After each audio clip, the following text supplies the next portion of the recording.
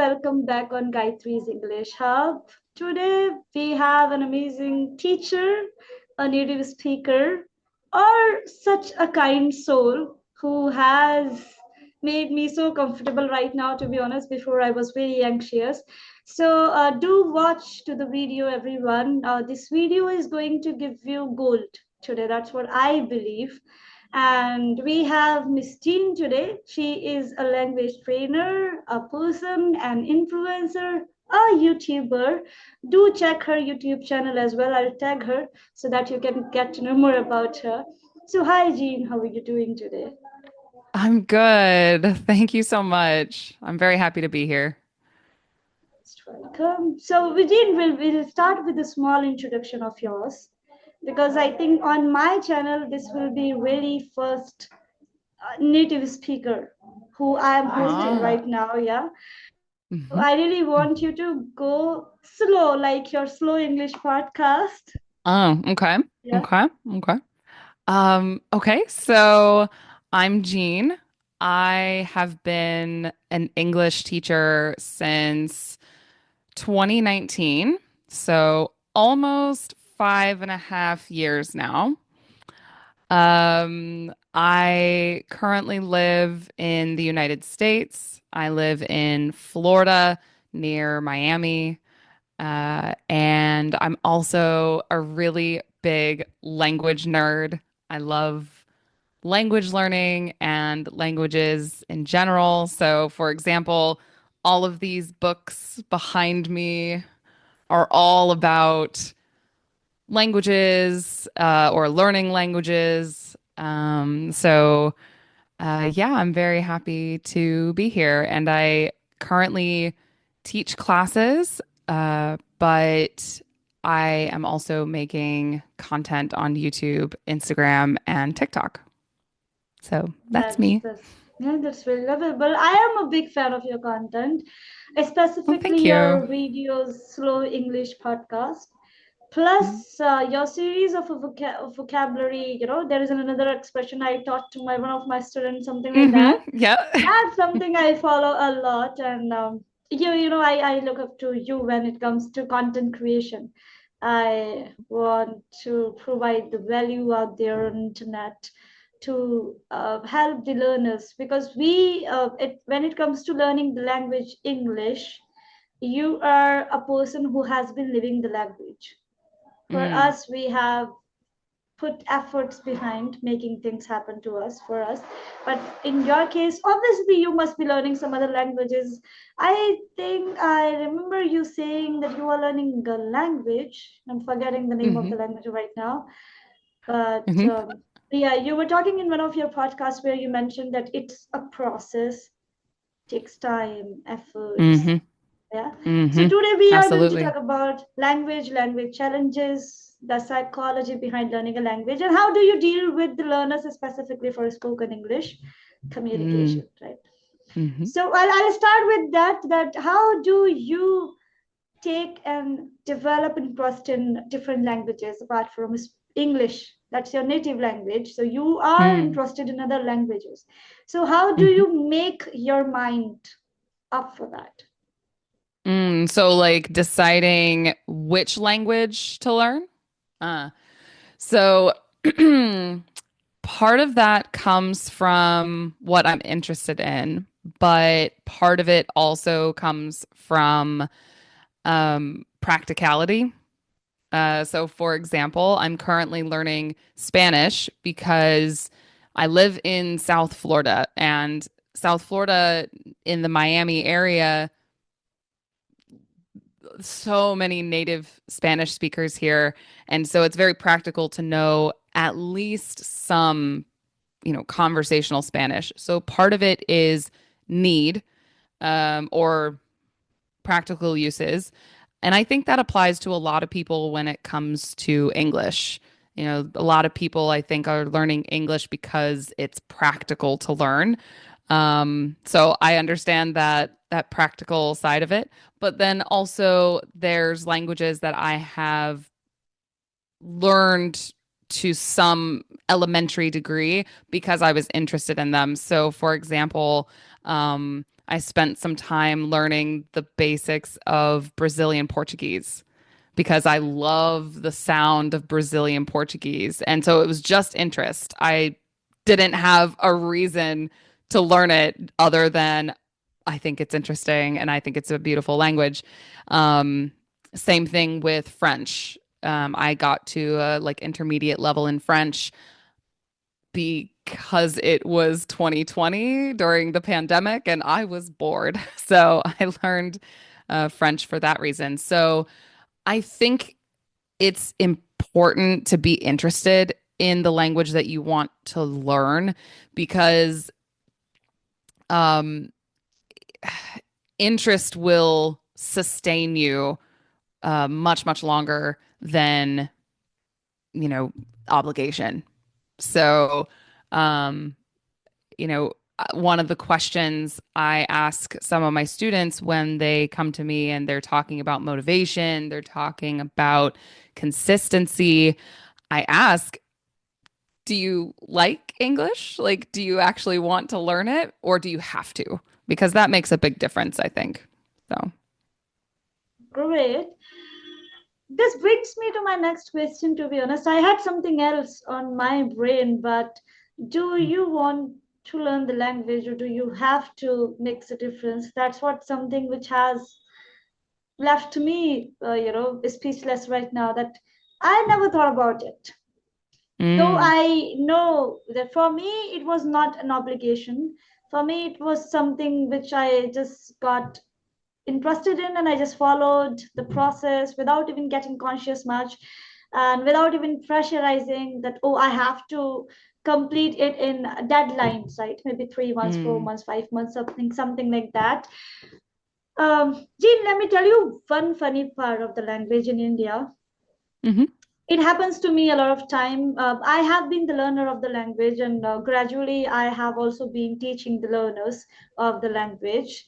And there is no age restrictions, to be honest, and that's something which puts you in big trouble to deal with different mindsets and psychologies they have, and the learning capabilities and abilities they have. So I want to know, you are so rich in the experience of over 5 years now. I have been in the industry for 3 years as a trainer. How do you deal with these things? These, different walks of life, different age groups. First thing. Simultaneously, I want to ask you one second question in the same question, that hmm how do you deal with the people who come with obligations and interest? So that's all you can ask.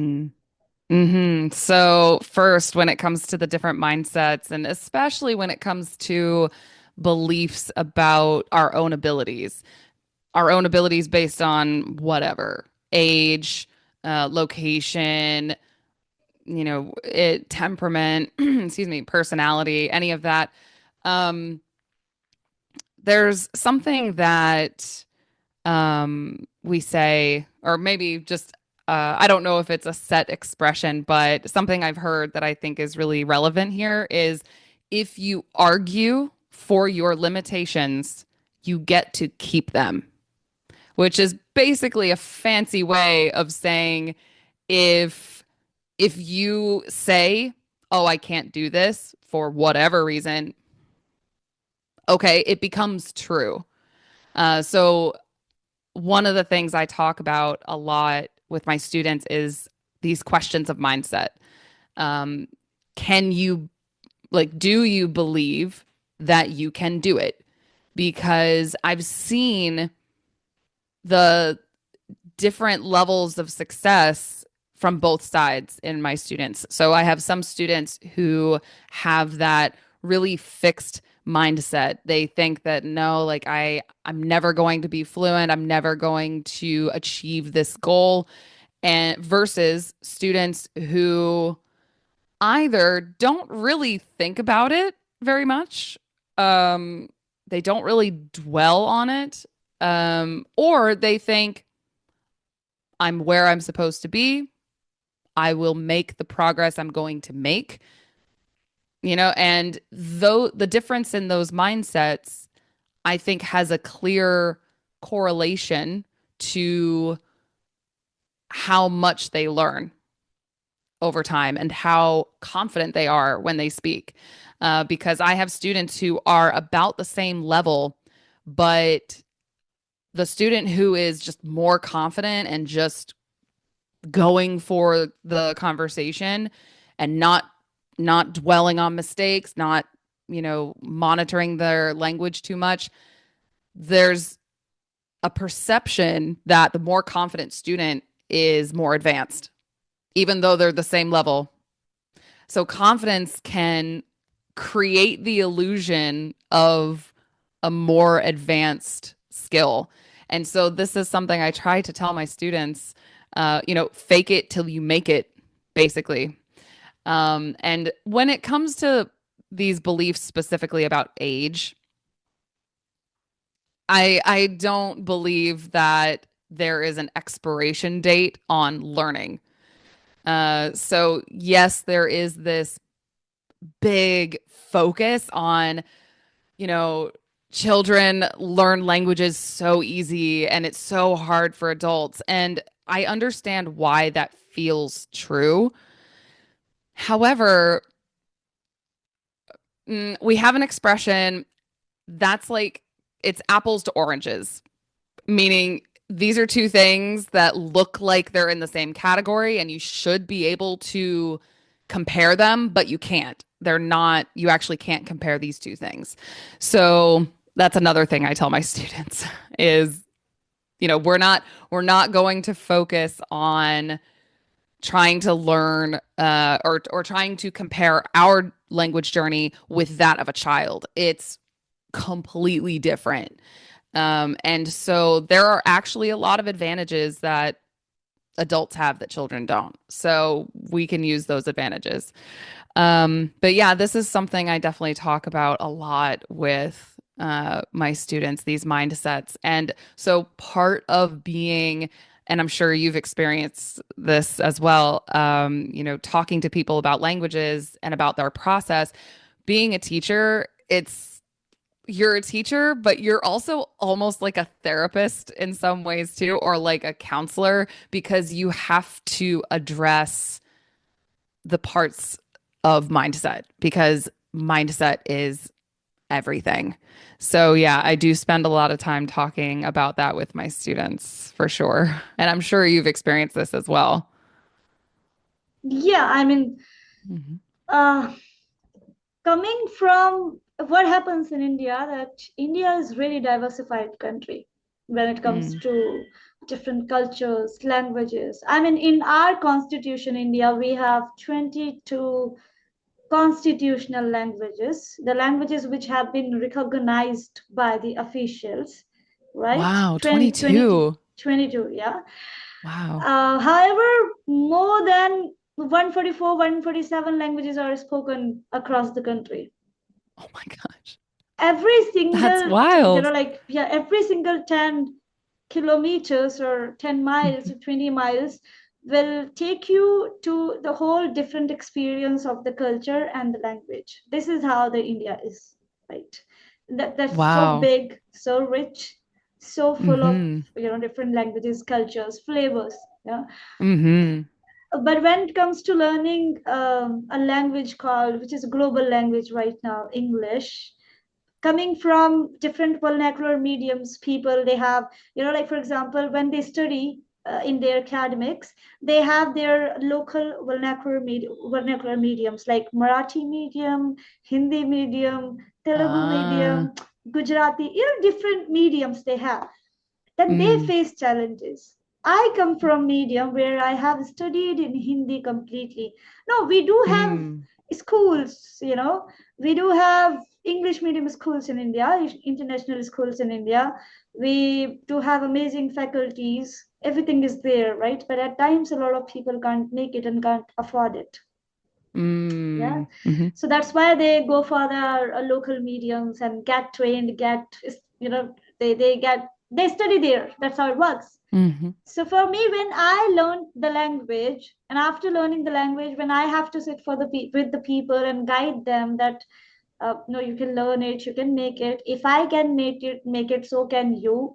Coming Mm-hmm. from or spending almost 20 years of my life without speaking this English language, Yeah, almost 19, I would say that, because I have been in the language for only 5 years. So in five Wow. years, I have Okay. learned the language and I have been teaching the language. That's how it has happened in my life. Yeah. Very impressive. Yeah. Then I have to make them understand, to put myself as a testimony of working hard, making sure, enjoying the process, that you can make it.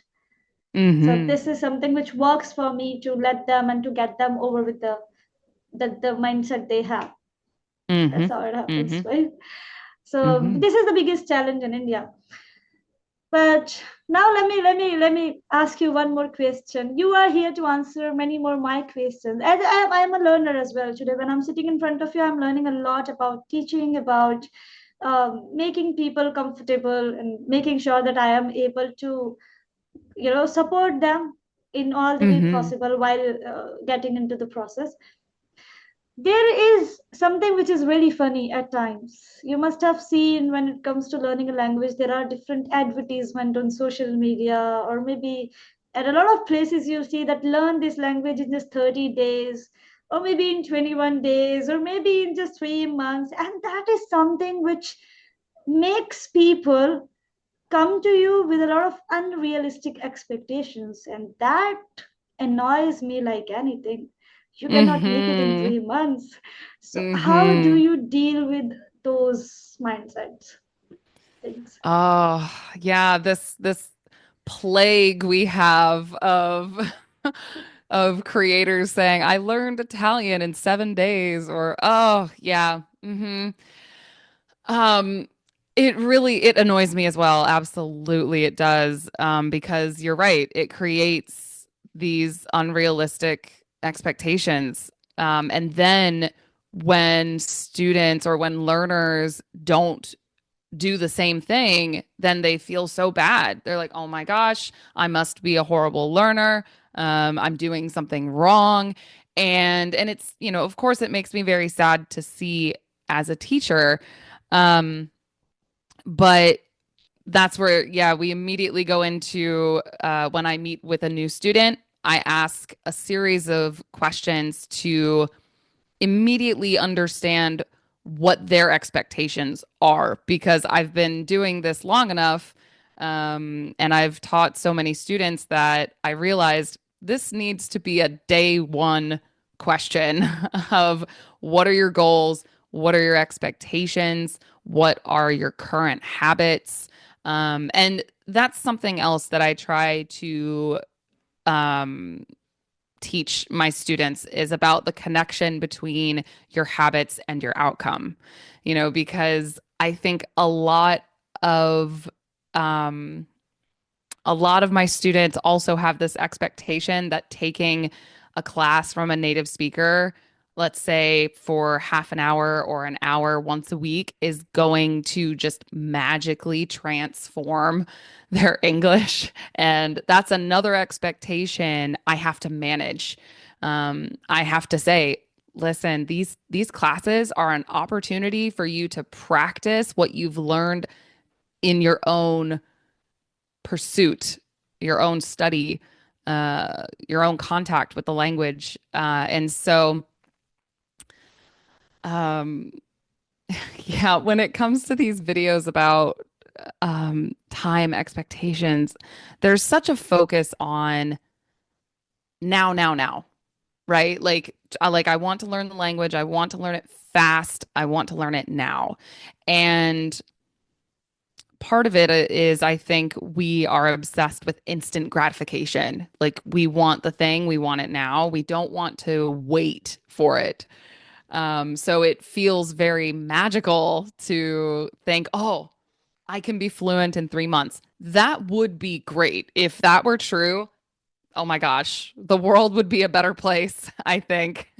Um, but some of my students, when I tell them, hey, it's not realistic to expect to be fluent in 3 months, like it's just not, especially like you have to consider your situation. Because, like I said, the connection between habits and outcome.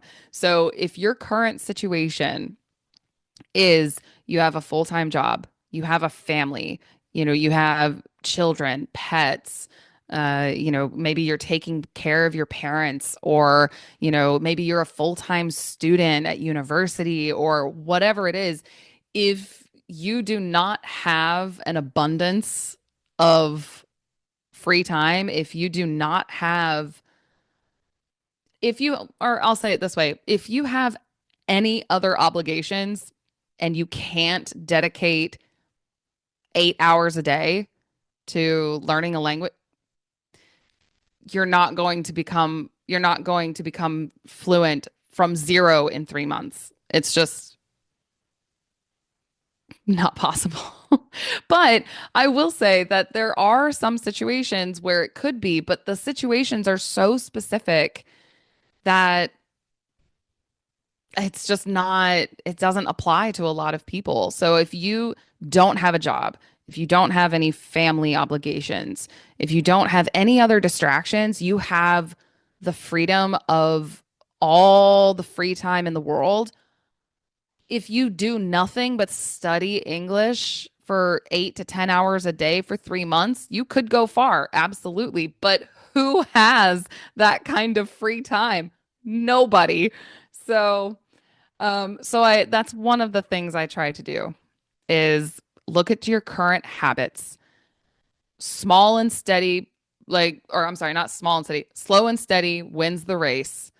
It's the tortoise and the hare, right? It's the rabbit and the turtle, tortoise and the hare. That famous story about if you go really fast and then stop, you're not going to win. But if you just keep on keeping on, and you just go just a little bit every day, you will get there. It's just inevitable, really. So, yeah, I try to get my students to not judge themselves so harshly. Don't let others judge you either. Don't compare yourself to others. I always say comparison is the thief of joy. Like don't give away your joy because somebody else with a different situation is different from you. So yeah, it all comes back to mindset and these, you know, I became fluent in a week. I became fluent in 30 days. That is not the mindset. We're not here for that mindset. So, yeah. Oh gosh, that hurts at times when when I sit in front of people as a trainer, as a teacher, they come up with the mindset that, oh, I want to be like you. And Mm, I am the one who clarifies in my first session that, see, do not expect anything from me. mm, I am just an instructor. I can guide you through, I can let you know few of the practices. At the end of the day, you have to do it. Right? Yeah, absolutely. it happens. But people, I mean, 30-minute sessions with native speaker, that's how people think that can make them fluent in a week or something. But when it comes to talk about in India, I am the one who also sits for the people one-on-one Hmm. sessions, and it's like 30 minutes a day, not a week, every Mm, single day. So Monday to Friday, I am the one who has to deal with a person for 30 minutes. But then still, I keep reminding them that it's not about these 30 minutes, it's about the 23 hours of yours, which you have been doing. hmm. So please keep thinking and sleeping over those 23 half an hours which you really have, and make Hmm. sure that you have this language in that, because I believe language can, you can learn the language, but it is not a syllabus. You have to live the Exactly. language. That is my Hmm. tagline, which I keep using, right? It's not a learnable Hmm. skill, it's something which you have to live in, you have to think in, you have to walk in, you have to talk in, you have to feel in, Hmm. right? Your emotions must get connected, at a point of time when you must start feeling in the language. Your emotions should come in the language only. So yeah, that's Hmm. how, but A hundred anyway. percent. Yeah, well That said, happens. honestly. That's how it happens. But let's see how people and the marketing gimmicks, they keep pushing people into the wrong direction, which I feel that it's really important to get debunked at times by such few people, right? I Mm. when I'm interacting with you today and being a native speaker, you have said it very strongly that this could not happen in 3 months. I hope that those people will believe it now and make it like Mm. they will rethink over it. Great. Mm-hmm. Yeah, now let me come to my next question. See what happens, which is a very great debate in India. A lot of people think that grammar is not important to learn a language, and a lot of people Mm. say that it's really important. I fall in a category where I support both the ideas, whereas I feel that grammar is a fundamental way to get into any language, right? So, what's Mhm. your thought on it? So yeah, I've heard this as well, about how, oh, I don't have to worry about grammar.